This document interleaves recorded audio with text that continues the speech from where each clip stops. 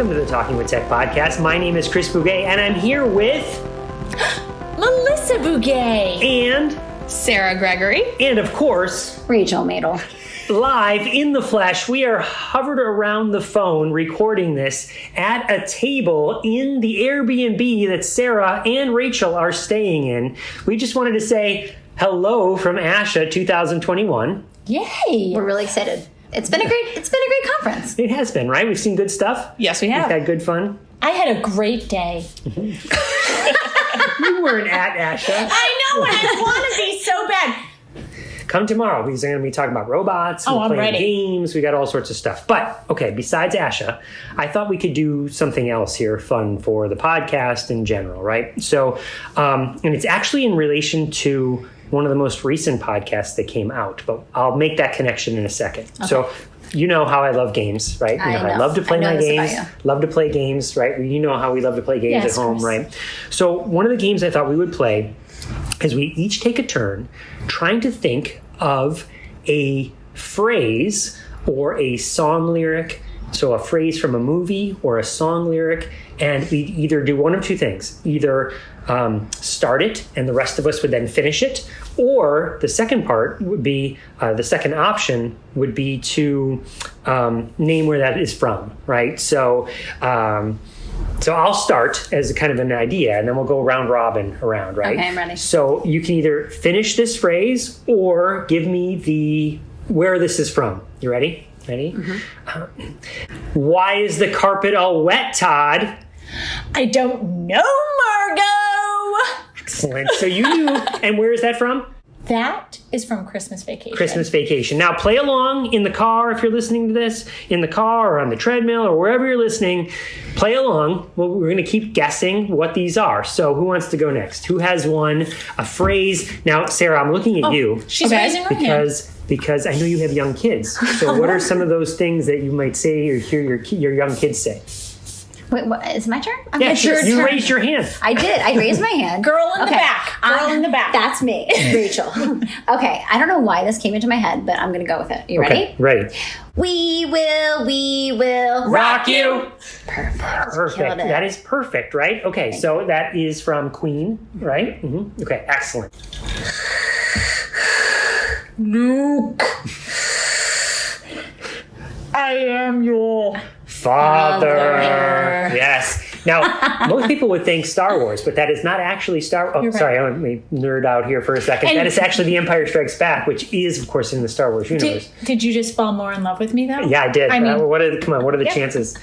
I was surprised, though, because I would have thought for sure you would have gone with a Marvel reference, not a Star Wars reference. But I have a fun story to share. I just recently was doing the newest virtual reality. What is it called? The Oculus? Oh, yeah. The newest technology. Yeah, and it was a Star Wars game, and it was life-changing. The Darth Vader one? Yes. Yeah, we have it. It makes me sick to my stomach. Of course Okay, it does. It makes me sick to my stomach. But how scary is it, right? So scary. So scary. Yes. I was scared. I was terrified. And this is me. And literally, when we climb up the ladder, yes, I was like, "This is insane." Did you do the thing where we went over the lava? Yes. Oh my gosh! Yes. And you're it's ridiculous, but it's so realistic, it's right? So cool. But that's why I'm coming to Hawaii, because then we can go over lava days. Exactly. I'm into it. Well, funny story about that, Rachel, is that you posted you doing that on your Instagram. I did. And now all of my Facebook ads are for Oculus.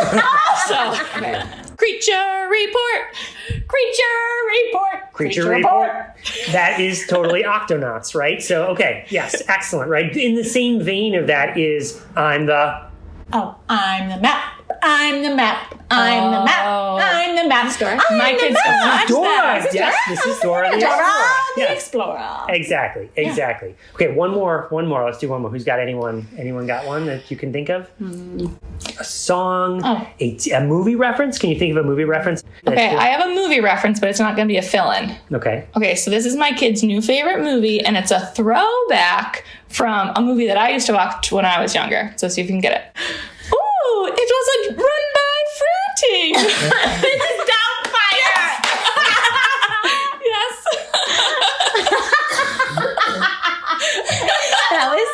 That was great. All right, so that was Mrs. Doubtfire. Amazing. So here's why I wanted us to go through this exercise. And I bet if we asked everyone listening, they could come up with a whole bunch of other like bits that they do with their friends or their family or things like that, right? And so why I brought it up is because this is what I was thinking about. Actually, this is what I was thinking about when you recorded with Alexandria Zakos, right? And she was talking about that Gestalt language learning. And the way it was framed in that episode was you either a Gestalt language learner or you're an analytic language learner. And I think it might be more of a sliding scale that I don't know for sure, right? This is me speculating. But I wonder if like we all have certain things, phrases that kind of stick in your mind, that earworm when of a song that you just can't, that new Taylor Swift song just came out where she's razzing Jake Gyllenhaal. And it's like, it's stuck in your brain over and over and over again. He doesn't right? care. He doesn't care. And he's not paying attention. And he has her scarf. Let's talk about things that matter. But you see what I'm saying there? Like there's things that get stuck in our brain like that way and become part of part of like our scripts of what we say and what we do in our family and our friends and how we think of things. And I just wonder about that is that I wonder when I was a kid and I learned the words roll out, you know? Oh, yeah. It's because Autobots. I was, exactly. Autobots roll out because I grew up with the Transformers. And is that like the first ever time that I learned about roll out? And I would use that now all the time. We're going to roll out a plan today with our action plan we're going to roll it out. Like, I wonder if that's not how I originally learned it. Meaning, I'm probably more of an analytic, like I probably learned it more analytically, but it doesn't mean that I'm not also a Gestalt learner. And I wonder if that's the same thing for the students that we work with, that there's like maybe they're more Gestalt learners, but occasionally they also are a little bit more of analytic, and then it's not just so black and white. So what are your thoughts? What do you think about that as a... I just fell in love with you. There's a lot of love happening on this podcast. I was just like, oh my gosh, that was like really profound. And yes, I can totally see that because there's things that I will use with kids. Like when I'm thinking something through, I say I want to noodle it through with them and they have go noodle. And so it like brings a positive, they love go noodle. So it brings a positive feeling to them. And they're like, you said noodle. And can you think of a lot of other scripts that you might just say yourself because it's just like in your environment or it's in your repertoire that like I said, that the first one, that Margot thing, we say that all the time. Like we have shirts. Yeah, we have shirts that say, I don't know, Margot. And we say it all the time when it's like, where do you want to go to eat? I don't know, Margot. It just comes out. We don't really think through the I don't know Margot. It just becomes part of the script, you know? Yeah. So what are your thoughts? I mean, I think it's really interesting. One of the takeaways from the Alexandria Zakos episode for me was that it has to be emotionally charged. And I feel like, you know, movies, songs, like they all like evoke emotion in us. And it's interesting to think about. I love this idea of a kind of a sliding scale, right? It's not black and white. And I think like, you know, hopefully everyone who's listening is thinking, how can I incorporate more of these scripts? I know that like my mind was blown after that episode. And I really started, you know, going down these rabbit holes of Gestalt language processing, thinking, okay, I think I've been doing this a little wrong. One, I've been focusing on, you know, analytic processing, single words, build one step at a time. But how can we kind of marry these two approaches? And especially because we know our kids who are non-speaking, you know, it's so hard to know if they're Gestalt language processors. Right. Like, how do we know? So I think that maybe we should just start thinking through this lens a little bit more for all of our students as kind of a catch-all so that we're able to, you know, make sure that we're doing the best thing for the students that we serve. Maybe you think of that everybody's both. Yeah. Right? And some people are just a little bit more or a little bit less of one or the other, but you support all of it, right? Exactly. Yeah.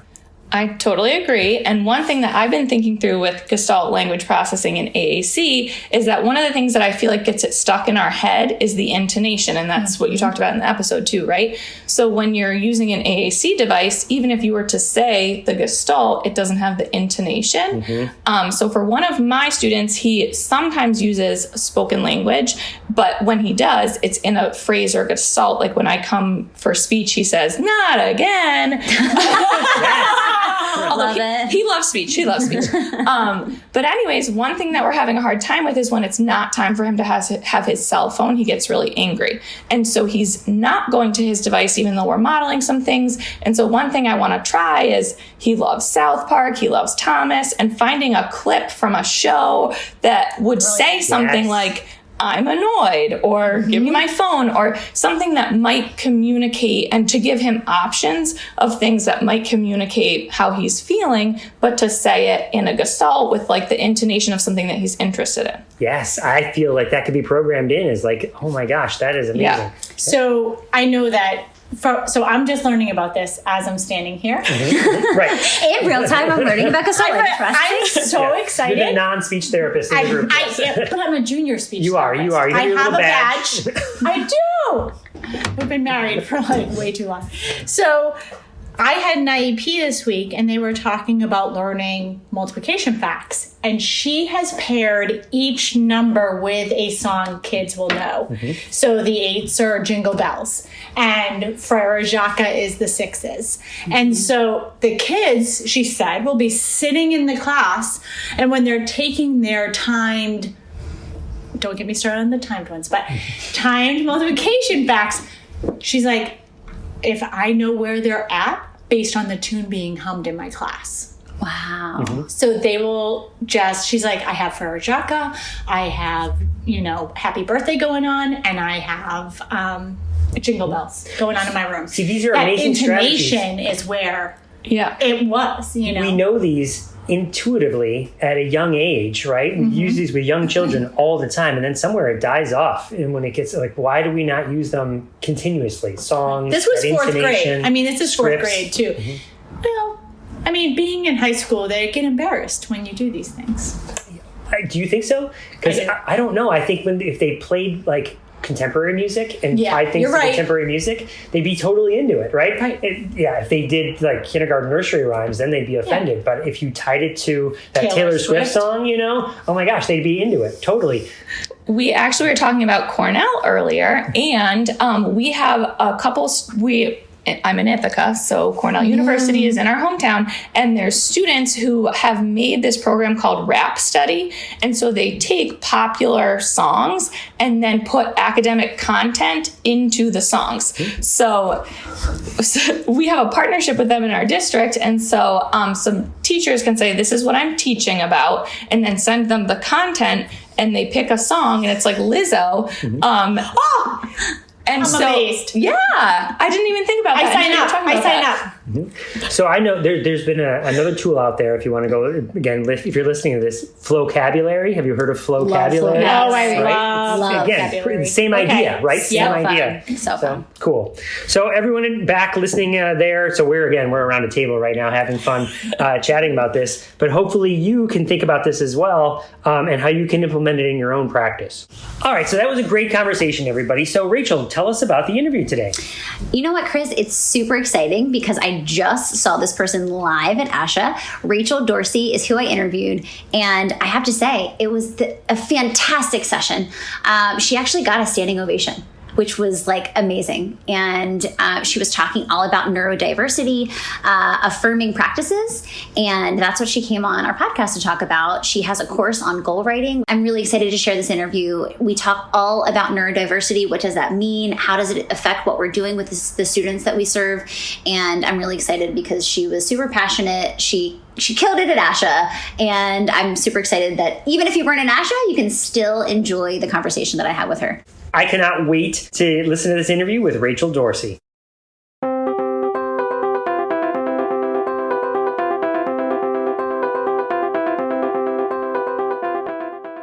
Hey there! If you love listening to this podcast, we would be so grateful for your support to keep it going. By becoming a Patreon member, you can not only help us cover the cost of this podcast, but you can get some really great bonus content as well. We post video tutorials, behind-the-scenes recordings, and bonus segments from our interviews. We would love for you to join us by going to patreon.com/talkingwithtech. That's patreon.com/talkingwithtech.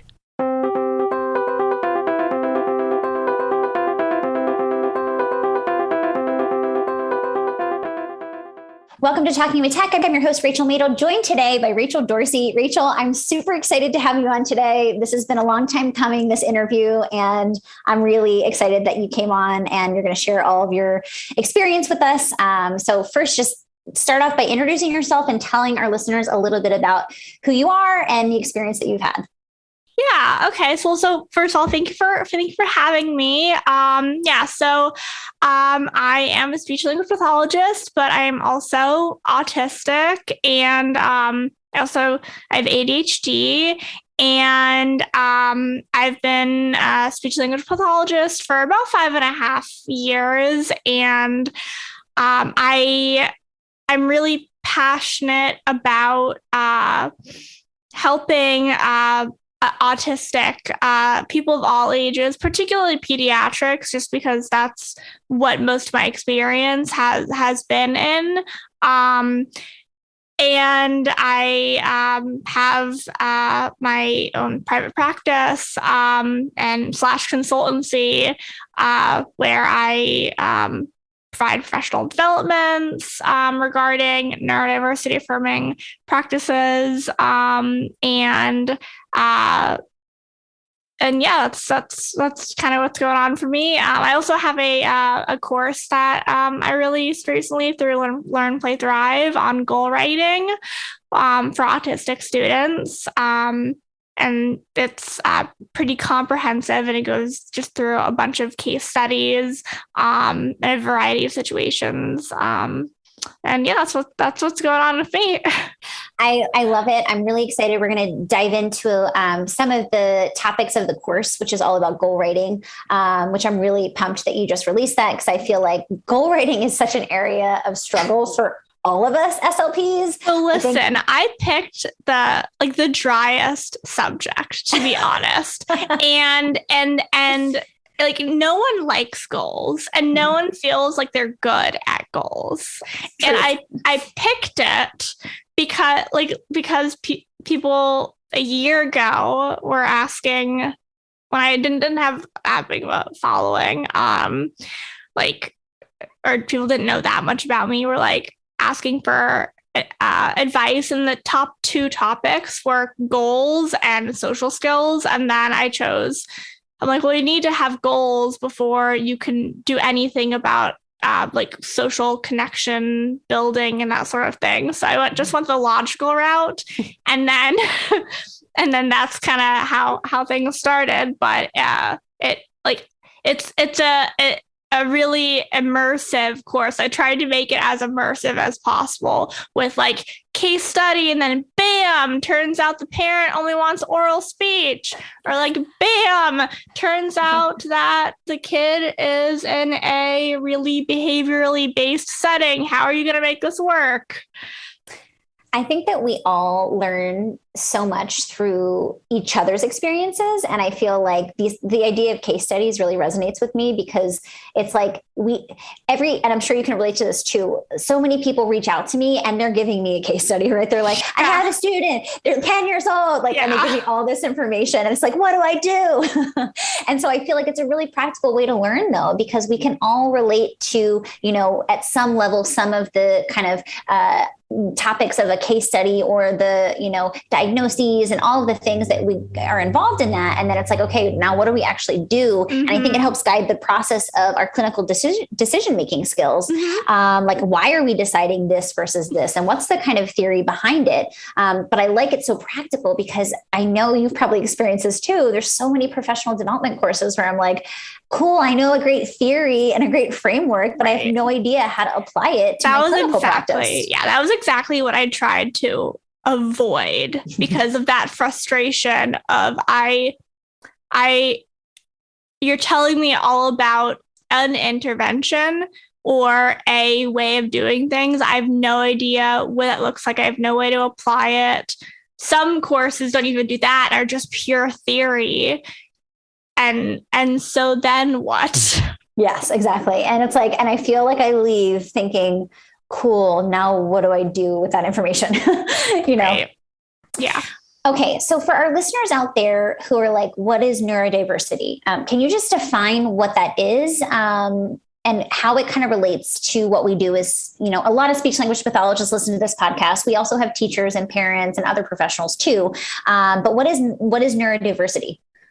Yeah. So neurodiversity is has actually existed. The concept has existed for quite a while. It was coined in 1998 by Judy Singer, an autistic advocate. But it means that all brains are different through a combination of genetic and environmental factors. That's it. That's what neurodiversity means. And so, I mean, to I guess get into more vocabulary, more definitions, then we get into like being neurodivergent, which was coined by another autistic advocate, Kassiana Sasamasu, where like that's a person or a brain that is different. That's different from like the quote unquote typical type of brain. And like a neurodivergent person, we commonly, and including in like this podcast, largely talk about it regarding autism as a type of neurodivergence, but it really extends far beyond that into children with language or people with language disorders, dyslexia, apraxia, bipolar, ADHD, Tourette's. It's just all of these differences or divergencies from kind of the quote unquote typical type of a brain. That is actually a really important distinction, because I think you're right. I think we oftentimes just like equate autistic with neurodivergent, but what you're saying is it's more of like an umbrella term that includes all brains that, you know, might be different, which I think is an important distinction to make. And so your course your course is a neurodiversity affirming approach. So can you kind of break down what that means? Again, for people who are like, I'm just learning about neurodiversity, what does a neurodiversity affirming approach mean? Yeah. So neurodiversity affirming really encompasses kind of a wide variety of things. And I feel like it encompasses more of like an ethics approach, as opposed to like you do this and you don't do this and you do this and then you don't do this. So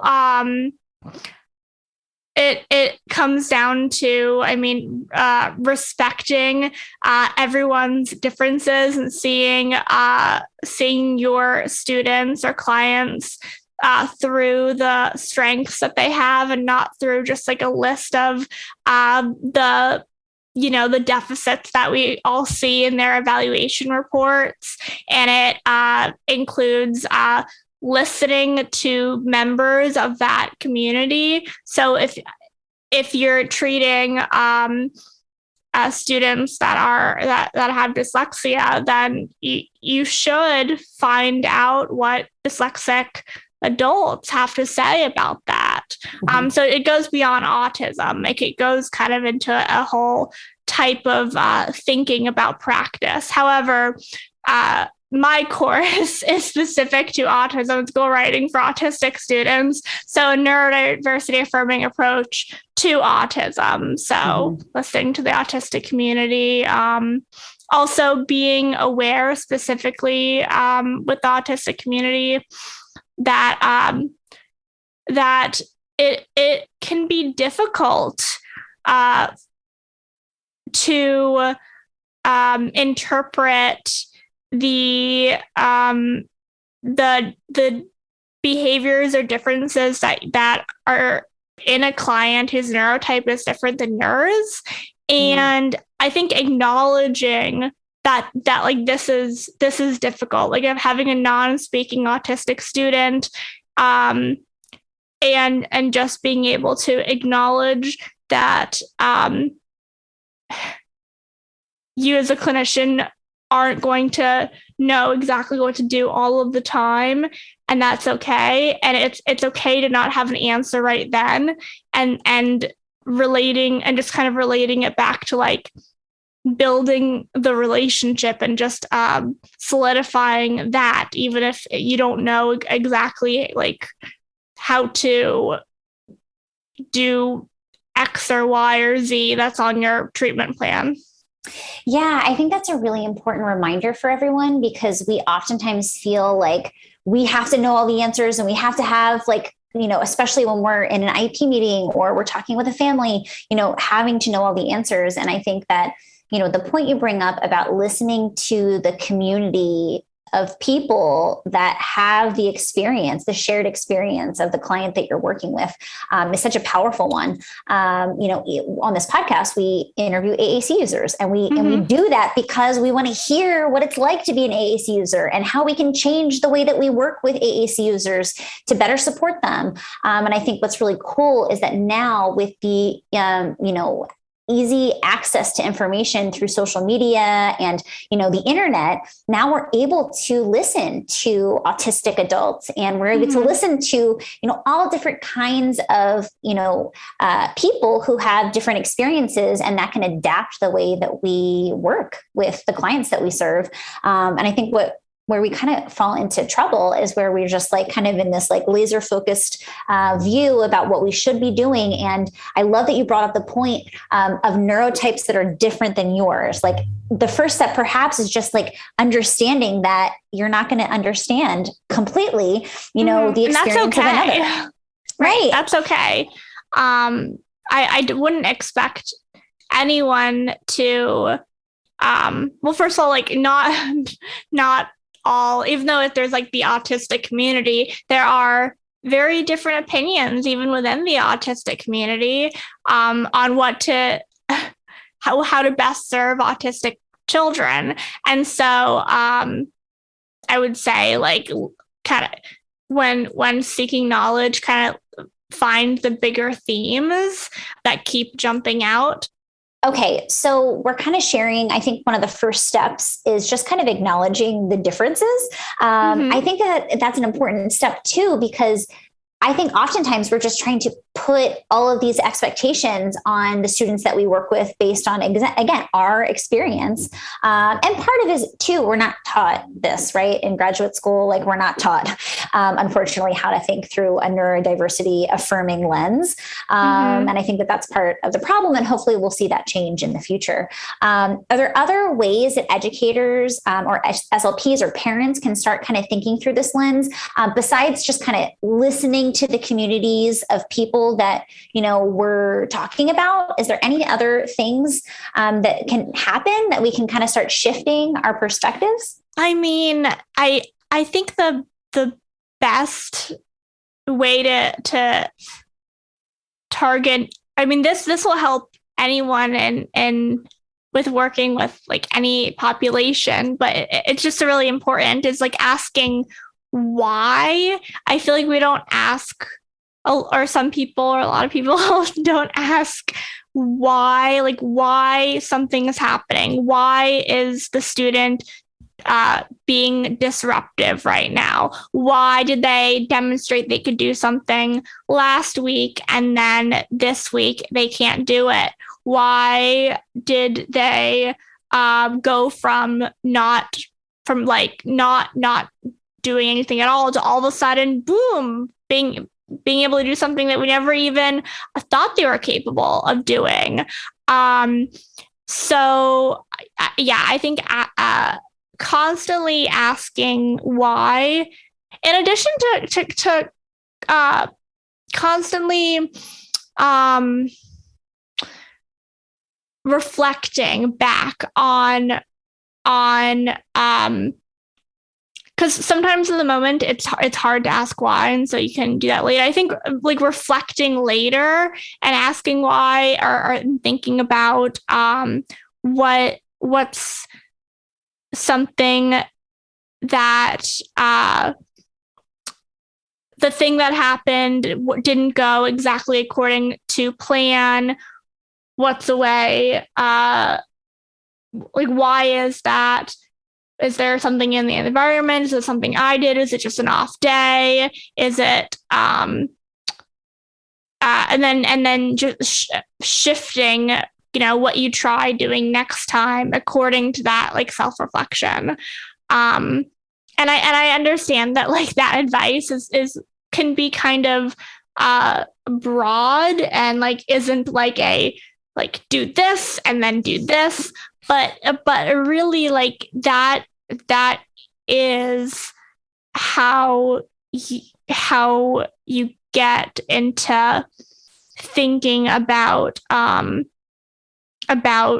your students, particularly your autistic students, through a more neurodiversity affirming lens. Yeah, I think that's really important to kind of think about. I mean, I love the idea of asking why, because I think oftentimes we're just like kind of, especially in the moment, it's hard. One of the best things I think you can do as a clinician or just generally as a communication partner is watch yourself back on video. And like, there's so many opportunities for like, oh my gosh, wow, I didn't even realize like, you know, this was happening, or like he started banging his hand on the table, like maybe like he was trying to regulate. And so I think being really curious and of course, like watching back, if you have the opportunity to watch, you know, your sessions back, I think can be really powerful. I think it also kind of comes back to this idea of, you know, really trying to remember that as therapists, we're trying to support students. And I think that, you know, oftentimes we're so laser focused on our goals and our strategies that like, if a child's showing us, you know, something different than like what we had planned or what we were intending to work on, you know, we're so rigid in our thinking of like, okay, I have to do this specific thing, that we're like, wow, like maybe he's thirsty. Like maybe this banging on the table is like, he needs some type of sensory input, you know, and really just remembering that like, you know, in order to learn, you know, we need to be ready to learn, right? And there's lots of kind of things that go into that. But also just like, let's just support the students that we're working with, and thinking maybe outside the box of what that looks like. And I think it starts with just like having open communication with students, and also being kind of detectives for our kids who don't necessarily have access to, you know, enough language to communicate those things to us. Kind of that's what our job is, right? Is like coming in and giving that language and teaching that language. So anyway, I just think that part of it is just thinking like, take a step back and be like, how can I support the kid that's right in front of me right now? Right. I completely agree. And I think that, I mean, honestly, in situations where like, I'm not sure what exactly, you know, what, like the why is something that I'll reflect on later. But in the moment, the best thing that I can do is co-regulate with a student, because I know that is the thing that's needed. Like no demands. Co-regulate could mean different things to different students. It could mean, you know, being kind of near them and, you know, like holding arms out and kind of offering a hug. It could mean getting to the other side of the room and just sort of me drawing on paper, doing my own thing. And then the student is able to, you know, without me being directly next to them, kind of get some space. And I think really, ethically, as far as like supporting our students' mental health, particularly autistic students who face a lot of traumas and pretty regularly, being that person that's willing to kind of put what we were going to do on hold and just like have a session of co-regulation may seem like atypical, may seem like that's not a skilled service, but it is, because you're assessing what the student needs and that is what they need, and you're giving them what they need in order to, for the future, be like have greater rapport, feel just more socioemotionally secure. So I'm a big fan of kind of just taking a step back, kind of reducing it all and just being there with the client. Yeah. And I think that, a lot when we're talking in the AAC world is we're talking about connection. Like it starts with connection and, that looks different for different kinds of students. And I think just like building that connection, obviously gives us a lot of information content, like you mentioned, about what we could do in the future to, better regulate. But I also think that it builds trust. And I think that a lot of the kids that we work with, you already mentioned trauma. I think they've experienced so much trauma from the adults around them that it doesn't feel like a safe place, and if we can create that safe space, think about all the potential that's opened up. When we go into a situation of communication where we have anxiety and, any of us, like we're not going to perform the same as when we feel like we're in a safe space with someone who is safe, to be around and to communicate with. And I feel like that's a huge part that's oftentimes missing. We kind of just like roll in and we're like, okay, what do you like? Let me just pull things out of a bag and, kind of force this interaction. When sometimes we just need to slow it down and to really observe instead of, trying to get kids to like actively participate. And the same way that like we as adults can like sense a forced interaction, like people can sense forced interactions. Kids can sense forced interactions. Autistic people can sense when you are just sort of faking being interested in our favorite thing. And so I think being just genuine with it goes an extremely long way. Yeah, I think that's a really important point. So when we're thinking about, we kind of mentioned AAC a little bit. I'm really excited. We're going to talk a little bit about kind of the goals and parts of your course, because I'm really excited to share that with our audience and definitely like recommend everyone go sign up for this course. I'm like excited to take it too.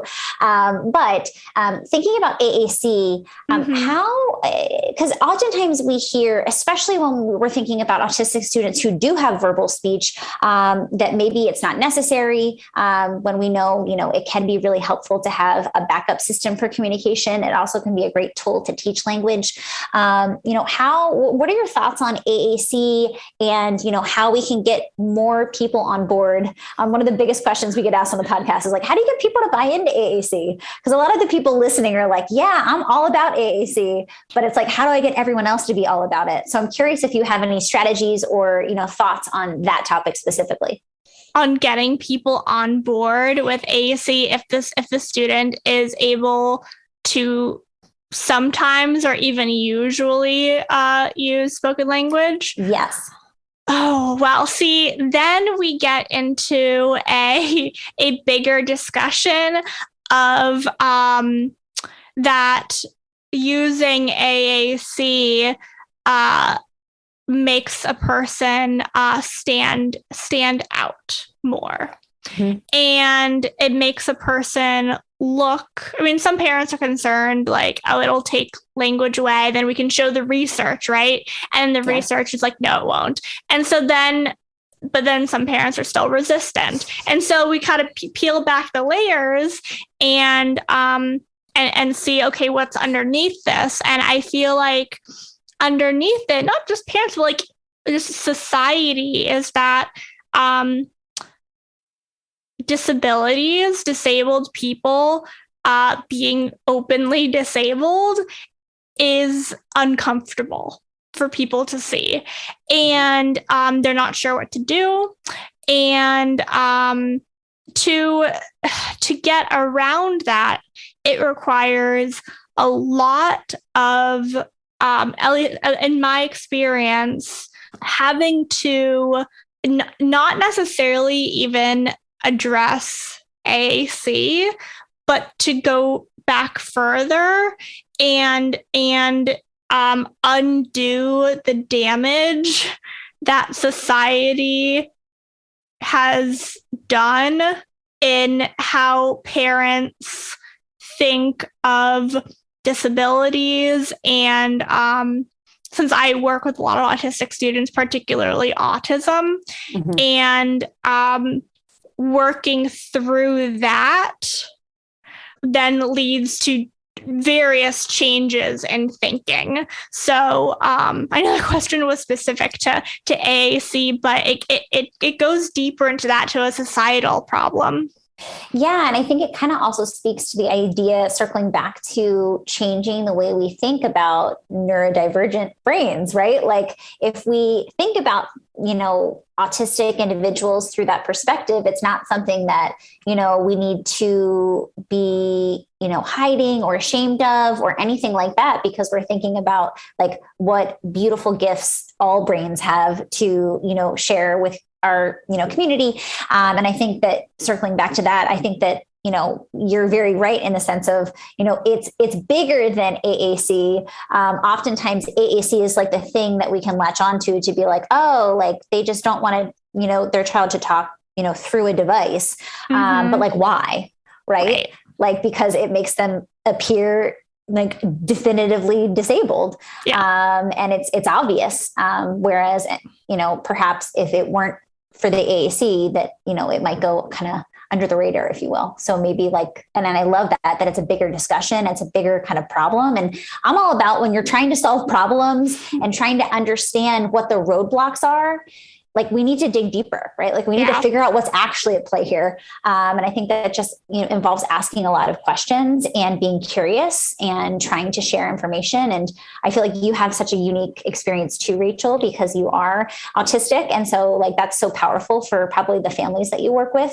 I mean, like when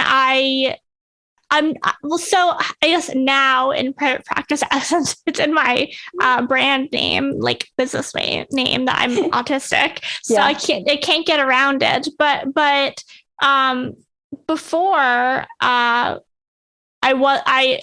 only sometimes disclosed that I was autistic, and even with the families who weren't, who were like very hesitant to accept that their child was autistic, I didn't necessarily bring up that I'm autistic, because then that could set up a this person here is a speech therapist and married, and like I don't want to. I want to make it clear that their child's value is separate from what they could have a job or marry. And of course, parents are going to want those things for their kid, and it's kind of the first things that they get scared about. But often when I talk to parents who are uncomfortable with autism, about autism, and I don't mention that I'm autistic, I really help the parents see themselves in their child, because often they're at a point where their child's doing these things they don't understand. Their child isn't interacting with them in a way that they see. That's obviously like a very neurotypical means of displaying affection. And so they feel very separate from their child, and like they lost their child. And I really try to help the parent see themselves and their child, how the way that the child is experiencing the world. There's a lot of commonalities between that and everyone, but you specifically too. And that's been really helpful, I found, in helping parents get it more without like bringing out like a paper of like, here's neurodiversity, and here's like all these great things about like your child's autistic, and which can come across like preachy. I want it to be like practical, like the parent can genuinely start to see the child for who they are and appreciate the child for who they are, and understand the child for who they are. Yeah, I mean, I love that, because I think that ultimately sometimes, again, I think if we're thinking about perhaps neurotypes that are different than ours. It's hard for us to kind of observe those things, but it sounds like what you try to do is guide parents through that process and reveal things to them that maybe they didn't notice or observe before, which I think is really, really helpful. And I think it's also helpful advice for us to kind of think through that lens as well when we're working with students, is really just being an active observer and trying to find those commonalities, I think, because they exist. I think they're just not as apparent or obvious initially. And the commonalities could be commonalities like a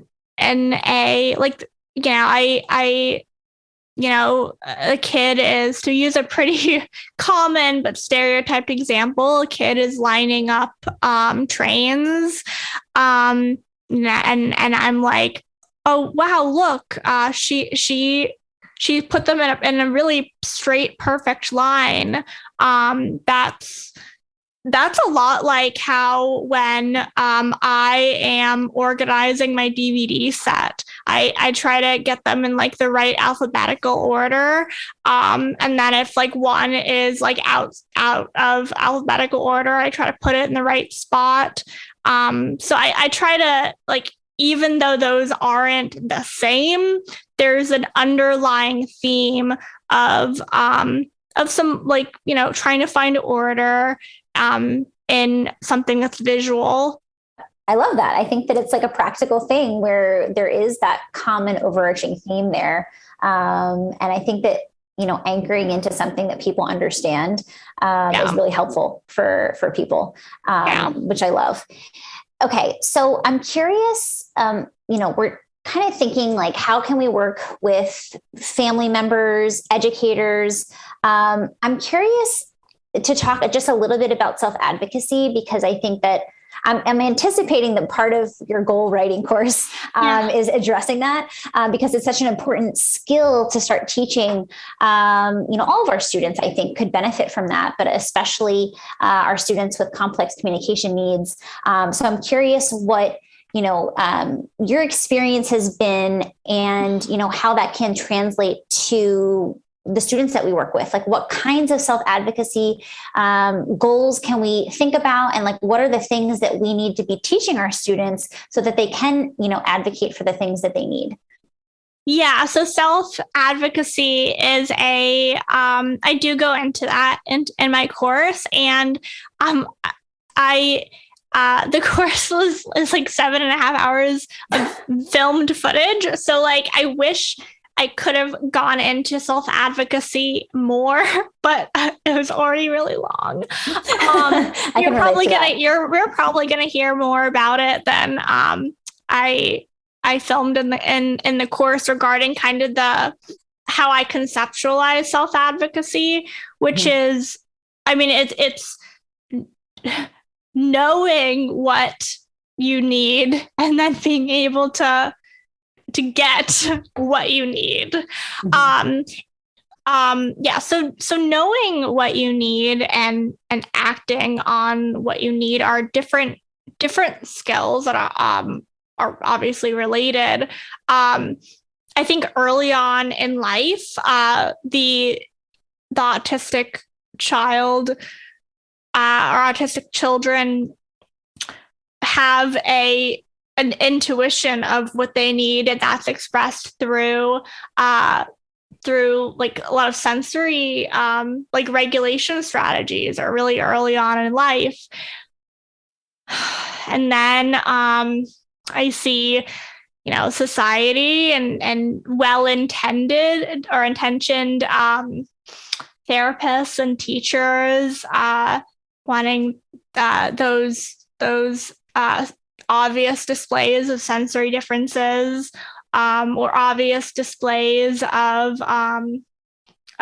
communication differences, want that to kind of go away, and so they become suppressed, and then once they're kind of suppressed, it's hard to then rebuild the student being able to then like know what they need. I see a lot of autistic kids that are in older elementary school, and and they don't even know what they need. So I think teaching about like helping kind of relearn about like, you know, listening to your body and being able to assign some sort of label wording to what is happening and perhaps eventually an emotion to it, as far as self-advocacy goes, is extremely important in order to get to that first step, the what do I need? And then the second step, acting on that need, is also really, really difficult because autistic students have years of, they acted on the need. They were maybe like me as a really young autistic child, like spitting out food and putting it back in my mouth and spitting out food and putting it back in my mouth. Actually, I did that until age of 10. I wasn't super young. And you know, I still am like an oral sensory seeker. Like I'm wearing my Chewy right now. And you know, that I was acting on my need, but that was considered shameful. So then it stopped. And so there's a lot of repeated cases of autistic children trying to act on needs, just even like crying, trying to show I need something. Mm-hmm. And it's disruptive behavior of autistic children, you know, throwing, disruptive behavior, although it really is demonstrated I need something. Mm-hmm. And so really both parts of self-advocacy here are from a really young age, but then consistently throughout the autistic person's life, just shut down. So mm-hmm. by the time that the autistic kid is in high school, trying to teach self-advocacy skills is really, really hard.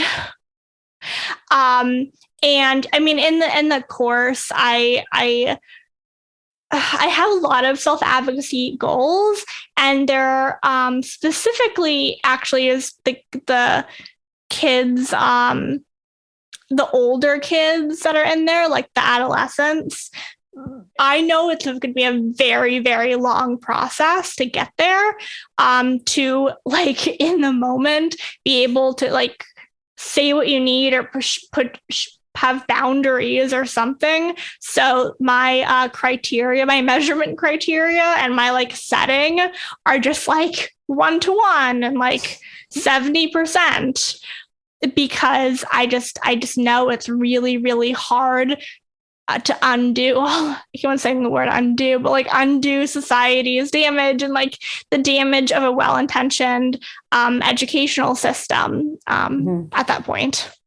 Yeah. And I think you bring up a really good point, and this idea of masking, which I think is like, we're starting to kind of learn more about what that is and what that looks like. And it's like, you know, it doesn't make sense to have to unlearn all these things if we can just from the start be more inclusive and really just look at everything a child is showing you as information, and being curious as to why it's happening, instead of this idea that it's maladaptive or it needs to be extinguished, or all these things that we're now learning is like, it's just not, that's not the right course of action.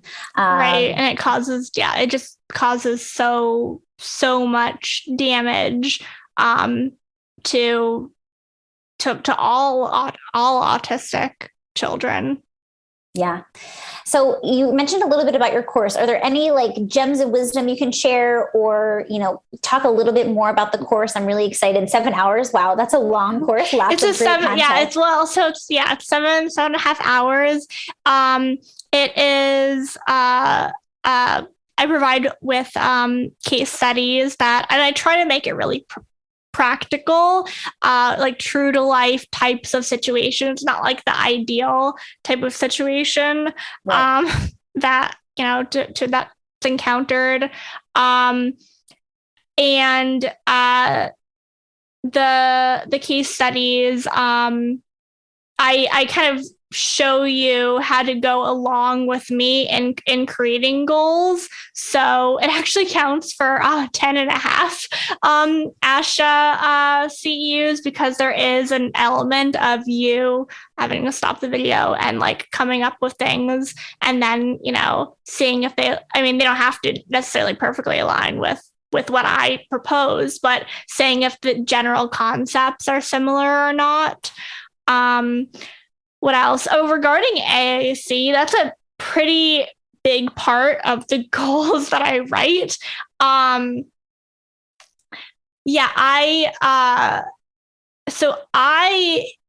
This was driven out of just being so infuriated by, like in the IEP, it says like, yes, the AAC should be available at all times. Great. It's not. Like you walk in and it's not. It's in the backpack. Student's not able to access it. It's been taken away because the kid is pressing one button repeatedly.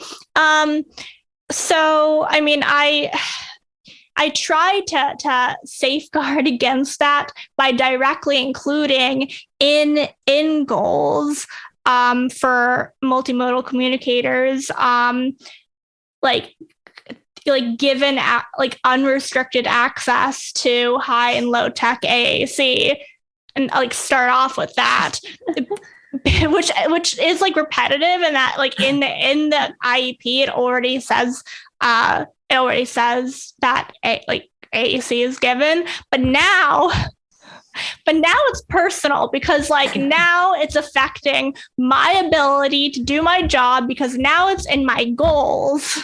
Mm-hmm. And so it just allows more protection for the students' right to access their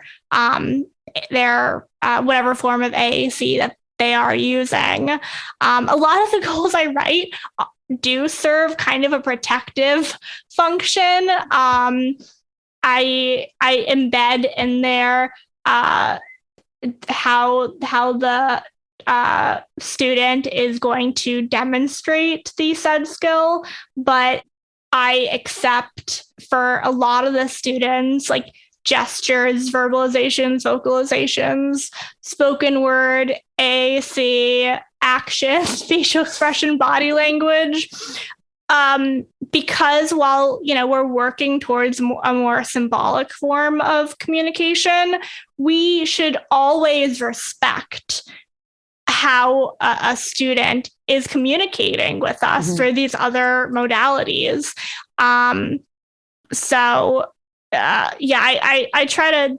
Goals are a little lengthy, but there's only one comma, I believe. I think that's the rules. Like, they should only have one comma, and I do that.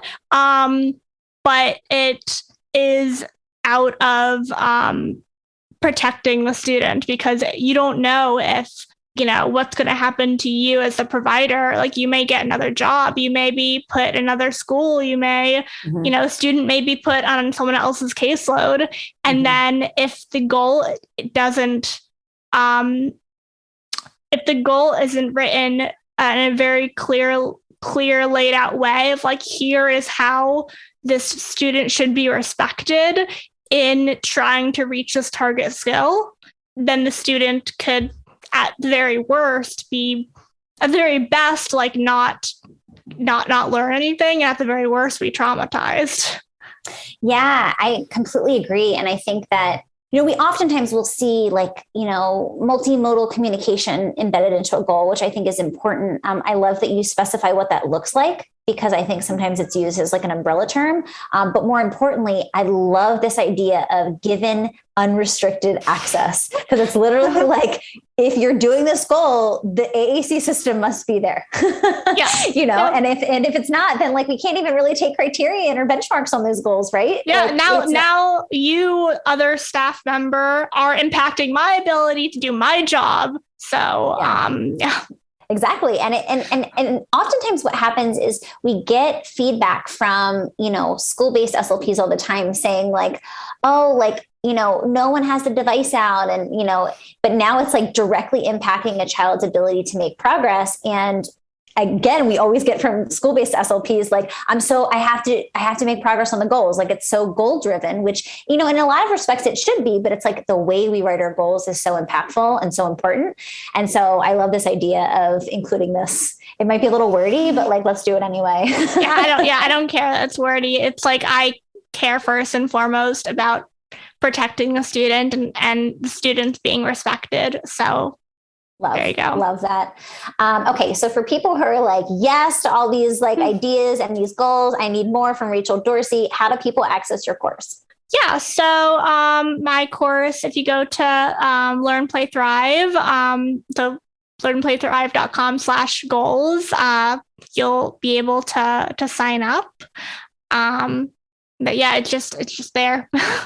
Perfect. The easiest way to find it. We'll definitely link to that in the show notes. I'm curious, Rachel, I love your perspective, and all the information you shared has been awesome. I definitely advocate for everybody who is working with autistic students, which is most people, go take Rachel's course. I'm sure you have tons more gems of wisdom to share, and frameworks and ideas and practical information in there.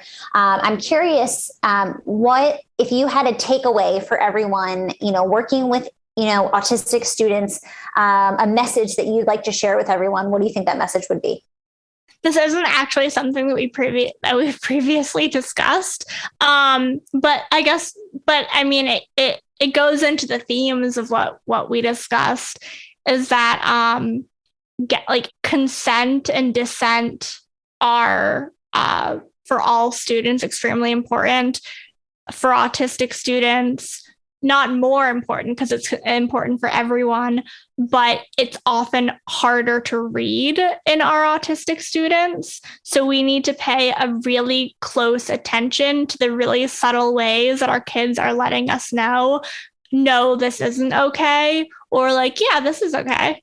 Yeah, I think that's exactly, that's a really great takeaway. And also, again, for kids with complex communication needs, that is incredibly important to really see in perhaps nonverbal ways, how our kids are communicating with us, what they need from us, instead of, kind of coming in with this idea in our heads about what we're going to do and how a child should act, accordingly. I think just being like really curious and observant, I think is a really good skill. Yep.